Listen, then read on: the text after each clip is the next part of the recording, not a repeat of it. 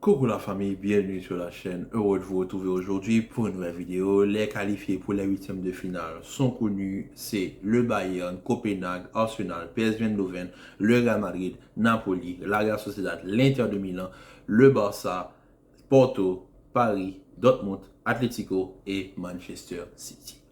Donc, aujourd'hui, on a eu la dernière journée, littéralement, des phases de groupe de la Ligue des Champions, parce qu'à partir de l'année prochaine, ce sera en format mini-championnat. Donc, aujourd'hui, on a eu la dernière journée des phases de poule de l'histoire de la Ligue des Champions. Et quelle journée!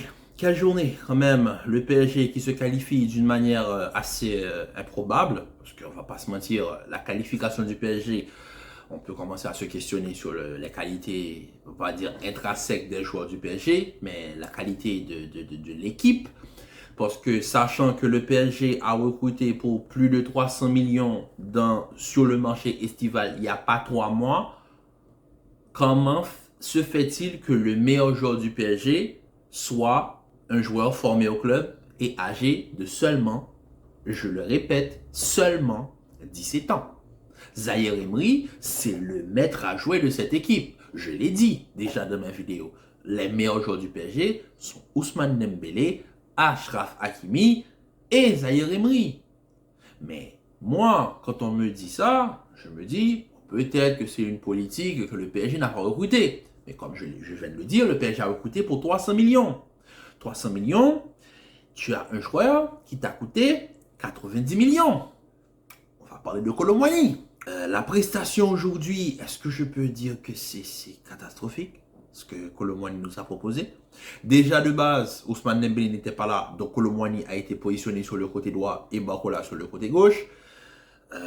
Je ne comprends pas l'obsession de forcément commencer avec Mbappé en tant que numéro 9, même si je suis d'accord que Mbappé, quand il est numéro 9, ses appels en profondeur dans l'axe avec les défenseurs centraux de Dortmund qui sont ultra lents, ça fait très mal, on a pu le voir, il y a l'occasion où sous le sort la balle, mais vraiment d'une manière assez exceptionnelle, donc quand même, on voit que ses appels sont assez tranchants, il fait les bons appels, mais comment il faut expliquer à Luis Enrique que Mbappé, je sais pas, Luis Enrique, c'est pas l'entraîneur qui fait ce genre d'erreur, on va pas se mentir. Pourquoi Mbappé est en pointe? Pourquoi Mbappé, qui est un joueur de côté, se retrouve en pointe et Kolo Muani, qui est un joueur d'axe, se retrouve sur un côté? Pareil pour Barcola, lui, on va pas se mentir, Barcola, il n'avait pas encore prouvé vraiment à Lyon. Il a fait une demi-saison. Tu vas surpayer Lyon pour recruter Barcola. Barcola, on voit tous que c'est un jeune qui a énormément de potentiel, mais qui n'a pas encore éclos. Donc, la politique de transfert du PSG, ça pose problème. Donc, le PSG aujourd'hui qui termine deuxième du groupe encore, 2 années consécutives, le PSG, la prestation, elle est moisie. La première mi-temps du PSG, elle est très bonne. On va pas se mentir, elle est très bonne. Mais moi aussi, j'ai envie de revenir sur Dortmund. Vous êtes premier, vous êtes tranquille, prenez votre temps quand vous arrivez dans la surface du PSG. Pourquoi vous voulez tout de suite déclencher des frappes? Mais utilisez la largeur, prenez votre temps. Pourquoi gaspiller autant d'occasions? La frappe de Marco Reus, les frappes d'Adémi, prenez votre temps. Prenez votre temps. Vous ne jouez pas sous pression, vous êtes premier, vous jouez pour la première place. Calmez-vous, match nul, vous êtes tranquille. Je ne vois pas pourquoi il y avait autant de déchets. Il y avait des déchets. Donc, qu'on ne vienne pas me dire que oui, le PSG a surdominé. Le PSG a fait une bonne première mi-temps, certes. Mais Dortmund aussi, dans la bonne période du PSG, ils ont eu les occasions pour tuer le PSG. Ils l'ont pas fait. Donc, Dortmund, comme d'habitude, fait du Dortmund. C'est-à-dire l'équipe que tout le monde attend et qui n'arrive pas à faire qui n'arrive pas à donner satisfaction. Ils ont fait ça l'année dernière, toute la saison. Et dernière journée, voilà, c'est Dortmund. Donc, on peut s'attendre à rien du tout de Dortmund. Donc, en deuxième période, Dortmund arrive quand même à ouvrir le score sur une frappe d'Adémi. Et dans la foulée, ils encaissent tout de suite par Zaïre Emery. Zaïre Emery, comme je dis, c'est vraiment, on va dire, l'âme de cette équipe du PSG. C'est vraiment le joueur qui phare de cette saison du PSG. Sachant que quand même, on parle d'une équipe qui a quand même Achraf Hakimi, Donnarumma et ensuite Kylian Mbappé. Zaïre Emery se retrouve à 17 ans à être le meilleur joueur de cette équipe qui a dépensé 300 millions dans le mercato estival. Bon, Il termine deuxième. Maintenant, quand on regarde les adversaires potentiels du PSG à huitième de finale, je les ai devant moi. Il y a l'Atlético, le FC Barcelone, le Real Madrid, la Real Sociedad, l'Arsenal, Bayern et City. Je pense que finir deuxième, c'était pas c'était pas ce qu'ils voulaient. Parce que là, peu importe l'adversaire sur lequel ils vont tomber, l'Atlético, ça va être compliqué. Barcelone, ça va être compliqué. Real Madrid, ça va être compliqué. La Real Sociedad, ça va être compliqué. Arsenal, ça va être compliqué. City, ça va être compliqué. Munich, ça va être compliqué. Parce que quand on parle de toutes ces équipes-là, je pense qu'à part le FC Barcelone, qui a peut-être un petit coup de mou, ces équipes-là arrivent quand même à être au niveau de la Ligue des Champions.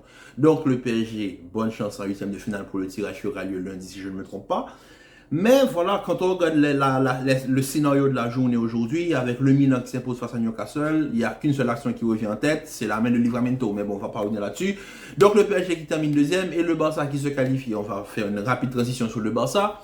Le Barça qui se qualifie, qui était déjà qualifié, qui termine premier de son groupe, mais le Barça qui perd aujourd'hui face au Royal Antwerp.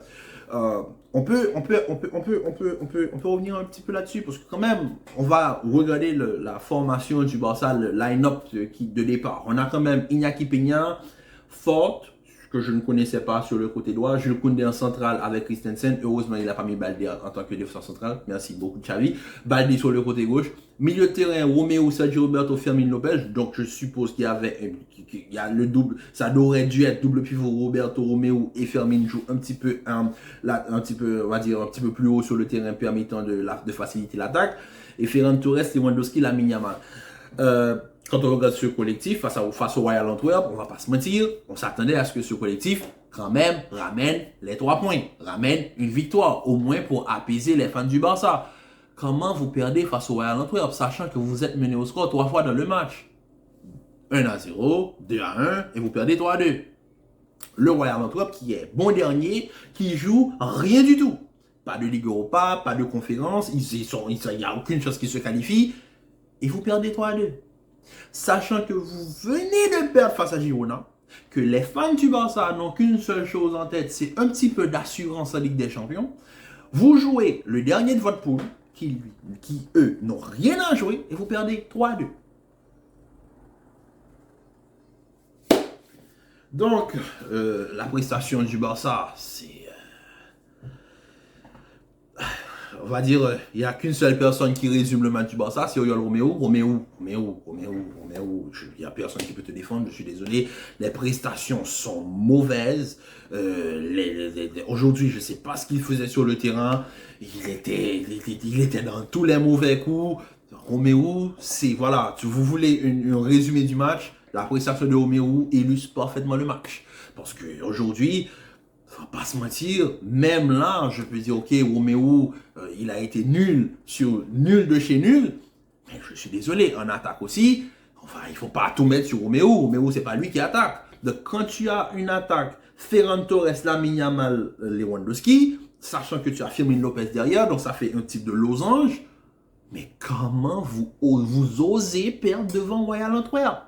Mais je suis désolé, vous êtes mené au score 3 fois. Il n'y a même pas un moment où le Barça prend le match en main. C'est 1-0, 2-1 et vous perdez 3-2. Mais c'est pas possible. C'est pas possible. Vous jouez le Royal Antwerp. Vous n'avez pas besoin de Cancelo. Vous n'avez pas besoin de Joao Félix. Vous n'avez pas besoin d'Araujo. Cette équipe aurait dû s'imposer aujourd'hui. Vous perdez 2 matchs d'affilée. Mais 2 matchs que vous... Là, vous avez pris une correction de football face à Girona et aujourd'hui vous vous faites taper en Europe par le Royal Antwerp. C'est même pas le fait que c'est le Royal Antwerp, c'est une équipe qui est bon dernier et c'est leur dernier match. Ils ont rien à perdre, ils jouent devant leur public.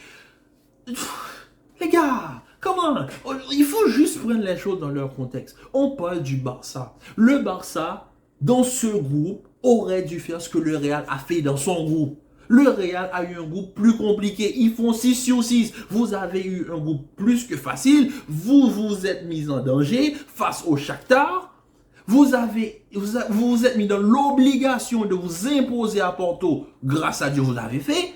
Mais aujourd'hui, confortez les fans suite à la défaite face à Girona. Même si Xavi fait rotation sur rotation, Cette équipe-là, je le répète, vous avez la qualité pour gagner face au Royal Antwerp. Mais vous avez la qualité. On vient de me dire équipe B, à part Fort, qui commence le match. Il y a qui là qui n'a pas d'expérience européenne?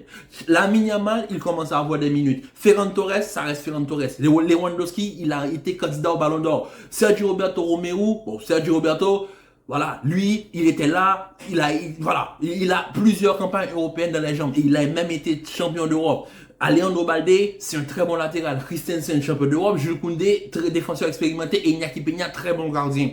Mais comment vous perdez face au Royal Antwerp? La performance n'est pas bonne. Mais même s'il y a rotation, il n'y a qu'un joueur. Il y a un seul joueur qui a été, on va dire, qu'on a changé dans cette forme. Bon, bien sûr, il y a Pedri, De Jong, je suis d'accord. Mais il n'y a que Fort qui commence aujourd'hui. Mais après ça, c'est une équipe qui pourrait même jouer en Liga, en fait. Bon, on va pas se mentir, cette équipe ne va pas jouer en Liga, mais ils ont voilà, c'est une équipe potable. Vous ne perdez pas face au Royal Antwerp. Quand même, un minimum de respect pour vos fans. Les fans qui vraiment, là, ça commence vraiment, mais moi, je suis madrilène, je regarde le Barça, j'ai même pas envie de rire parce que ça fait pitié. Vous finissez premier, mais quand je regarde les potentiels adversaires du Barça que j'ai en face là, j'ai Copenhague, PSV, Napoli, Inter, Lazio, PSG, Leipzig. Si vous tombez face au PSG, vous allez vous prendre une correction. Ah, je suis désolé, Barça, PSG, moi je perds pour ce match. L'Inter de Milan, bonne chance. Napoli, bonne chance. Lazio, pareil. Leipzig qui a tenu tête à City. Et Copenhague, qui se qualifie dans ce groupe où il y a Galatasaray et Manchester United. Mais bonne chance à vous. Bonne chance à vous. Parce que moi, quand je regarde la liste des premiers, je regarde la liste des deuxièmes, que le Barça peut affronter, c'est la même chose pour le Real, etc.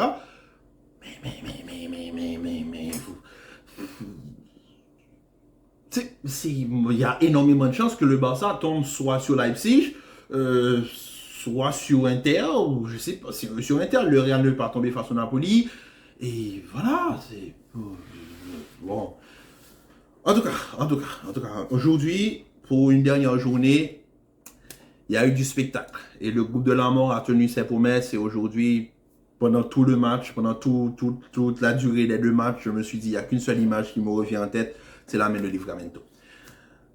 Se faire éliminer comme ça me fait énormément de mal parce que vraiment, Newcastle, c'est une équipe que j'observe, c'est une équipe que je supporte. Vraiment, c'est une équipe que j'aime voir jouer. C'est une équipe qui a des guerriers, ils ont des guerriers, ils font ce qu'ils ont avec ce qu'ils ont.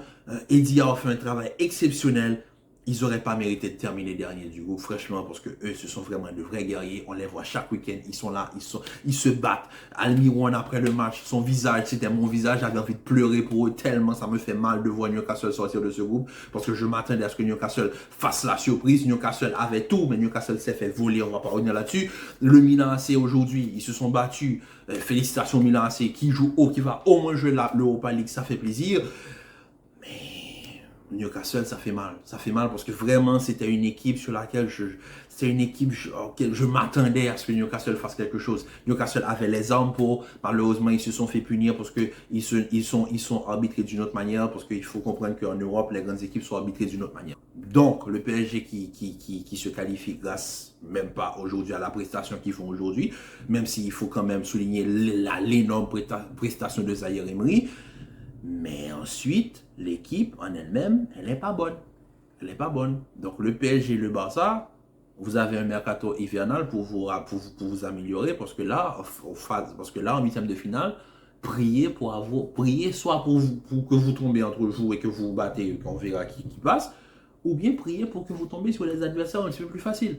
Parce que là, le PSG Bayern, moi je dis pas non. Ah, je dis pas non. je dis pas non. Même le PSG Real, je prends aussi. Donc, on reviendra sur la vidéo concernant le tirage au sort des phases éliminatoires, des phases de huitième de finale. Donc, sur cela, famille, je vous dis à très bientôt pour une nouvelle vidéo. Commentez, likez, partagez, restez en paix santé, prenez soin de vous et on se dit à très vite pour une nouvelle vidéo. Peace.